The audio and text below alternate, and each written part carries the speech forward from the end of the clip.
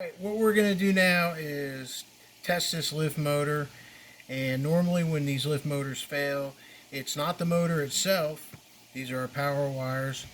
It's not in the motor itself.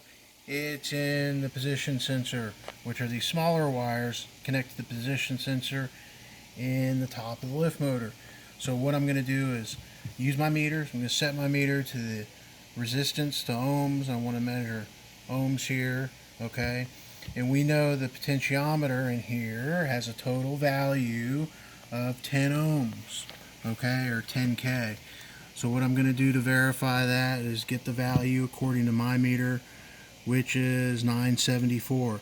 974 is what it's reading on my meter for ohms, and we know it's a 10 ohm potentiometer, which is a variable resistor, and that makes sense. That's good. Next, what I want to do is I want to test one of the outer wires. I'm going to do my red to the middle wire here, to my middle wire, and these are kind of a pain in the rear end. I got 779. Okay, 779 between white and red, and then I want to go white and black. I've got 195. Okay, so we wrote down those numbers earlier, but you'd want to keep track of those numbers and then kind of look at this here. We had a 10K or 10 ohm pot, and we tested it, and our actual value was 974 ohms, so that made sense. And then what you want to do, remember this was our red and black, our total value of our potentiometer here, that 974.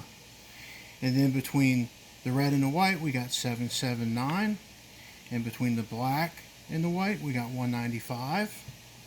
Alright, so red and white plus black and white equals red and black, which is 974.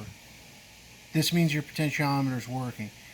You might not get the same numbers as I got, but your two values here between the middle and the outer, those two sums are always going to equal your total, no matter where your position is on your lift motor or what the value is of the potentiometer. You're just looking for that total and then the sum of these two to equal the total, and you know you got a good working potentiometer. Thank you.